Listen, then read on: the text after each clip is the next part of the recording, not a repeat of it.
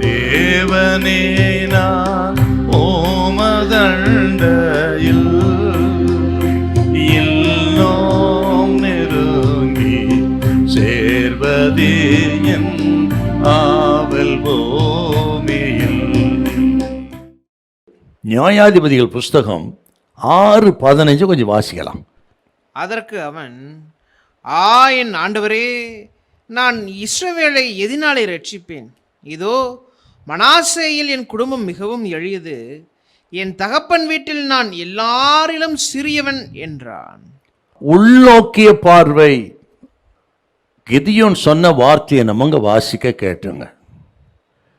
என் தகப்பன் வீட்டில் நான் மிகவும் சிறியவன் அப்படின்னு தன்னுடைய உள்ளான நிலைமையை அறிந்து கிதியோன் சொன்ன வார்த்தை. இது அப்படியே மனசில் வைங்க. உள்நோக்கிய பார்வை அப்படின்னா நம்முடைய சுய பரிசோதனையை குறிக்கிறது. நம் இருதயத்தை அலசி ஆராய்ந்து பார்க்கக்கூடிய சோதனையாகிய அந்த சுய பரிசோதனை குறிக்கிறது. ஒவ்வொரு கர்த்தருடைய பிள்ளைகளும் இந்த சுய பரிசோதனைக்கு உட்படணும்.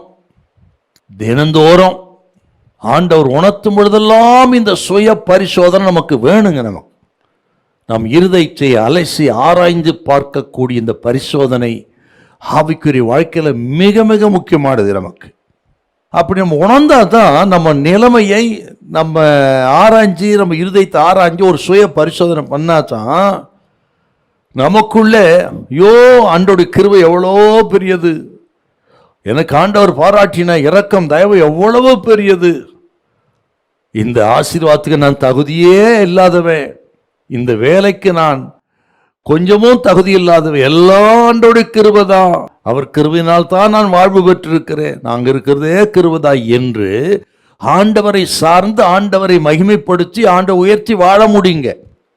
இந்த சுய பரிசோதனை இருந்தால் தான். அது இல்லைன்னா என் படிப்பு என்ன, என் குடும்பம் என்ன, பேக்ரவுண்டு என்ன என்று பணம், படிப்பு, அந்தஸ்து, குடும்ப பின்னணியே பெருசாக பேசிட்டு இருப்போம். அப்படி பேசி விழுந்தவங்க தான் நிறைய பேருங்க. இன்றைக்கு ஒரு ஆவிக்குரிய பரிசோதனை நமக்கு வேணும். இப்போ நம்ம ஆராய்ச்சி பார்க்கணும். பாருங்க, கிதியோன் தன் குடும்பத்தை தன் ஆராய்ச்சி பார்த்து தான் அப்படி சொல்றாருங்க. மனாசேயில் என் குடும்பம் எளிய குடும்பம் அப்படின்னு சொல்றாருங்க. அப்படி தன்னை பரிசோதனை செய்து தன்னை தாழ்த்தி வெறுமையாக்கின இந்த கிதியோனை கொண்டுதான் கர்த்தர் மகத்துவமான காரியங்களை செய்தார்.